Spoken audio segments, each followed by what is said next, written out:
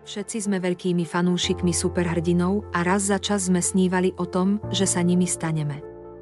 Budete prekvapení, keď sa dozviete, že medzi nami existujú skutoční superhrdinovia. Ich extrémne superschopnosti sú čisto prirodzené a najšokujúcejšie je, že sú to len deti. Dnes vám predstavíme 10 najlepších detí so skutočnými superschopnosťami. Gabi Gingras. Toto pekné dievča z Biblie je typické dievča, hoci ju vždy sprevádza niekto, kto sleduje každý jej pohyb, aby sa nezranila, keď chodí na hodiny telocviku a hrá loptové hry. Dôvodom je, že Gingra necíti bolesť, takže sa vyhýba zraneniam. Gabi musí každý deň vždy nosiť prilbu a ochranné okuliare. Možno si myslíte, že necítiť bolesť môže byť super, no skutočnosť je iná. Gabi museli odstrániť zuby, pretože keď vyrastala, vždy si hrízla prsty a škriabala si ďasná. Hasina, MUS, Lumani z Libanonu je 12-ročné dievča, ktoré nedávno zistilo, že má nezvyčajnú schopnosť. Počas štúdia Hasina pocítila v oku cudzí predmet a keď ju matka vzala k lekárovi, z oka jej vybrali 3 kúsky skla. Bolo to prekvapujúce. Hasina každý deň vyplakala 7 alebo 8 kúskov skla. Kúsky skla sú obalené želatínovou membránou, takže vôbec necíti bolesť, keď sklo vychádza von z očí, aspoň že tak. Magnetické dieťa až z Chorvátska. Teraz vám ukážeme skutočného železného chlapca, vo veku 6 rokov. Ivan Stlikovič sa preslávil ako magnetické dieťa. Toto dieťa so superschopnosťami zachytené na kameru ani nevyzerá ako hrdina. Ivan má silné magnetické pole, ktoré priťahuje viaceré kovové predmety. Jeho rodičia tvrdia, že Ivanova sila mu umožňuje nosiť na svojom magnetickom tele takmer 50 kg kovu a že magnetické vlny na jeho tele majú liečivé vlastnosti. Giuliano Strom. Vo veku 5 rokov. Giuliano vytvoril svetový rekord v najrýchlejšej chôdzi na 33 stôp so záťažovou loptou medzi nohami. Malý kulturista predviedol tento kúsok pred živým publikom v talianskej televíznej show a na druhý deň ráno sa doslova zobudil slávny. O rok neskôr Giuliano vytvoril svetový rekord v počte 90 stupňových klikov, teda cviku, pri ktorom sa nohy nedotýkajú zeme. Niekto by si mohol myslieť, že chlapec je ochudobnený o normálne detstvo. Ale nie je to tak.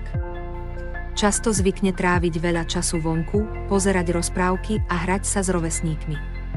Je to dieťa s neuveriteľnou supersilou. Maya Gamada. 9-ročná Maya Gamada musí jednoducho čítať a má pozoruhodnú schopnosť čítať so zaviazanými očami. Možno má tretie oko, nikto nevie.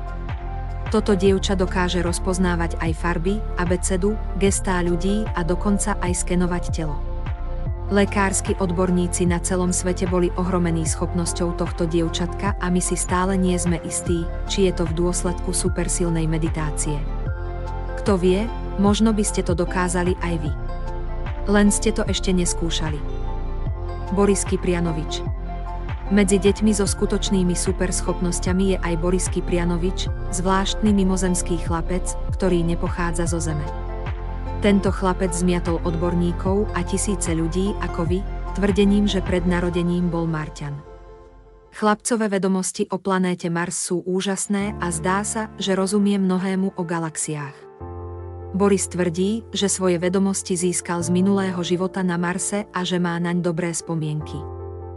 Ak je toto jeho superschopnosť, potom je to na takého mladého chlapca príliš veľa informácií.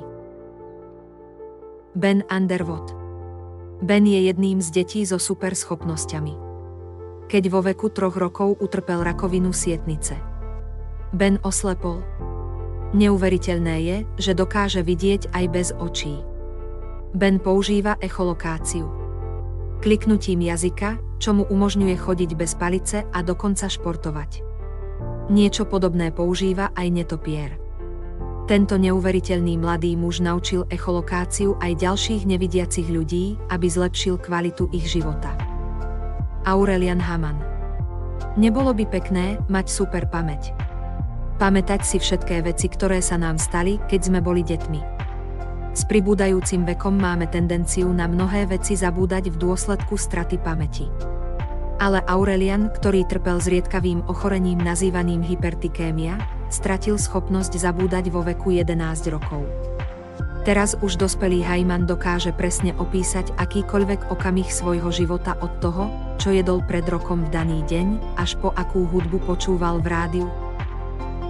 Deepak Jangre je 11-ročný chlapec z Indie, ktorý sa volá Elektro. Tento chlapec zaskočil vedcov tým, že nechal cez svoje telo prejsť 11 000 V elektrickej energie, čo je množstvo elektriny dostupné cez vysokonapäťové prechodové vedenie. Dotkol sa jazykom drôtu, možno si pomyslíte, že si želá smrť.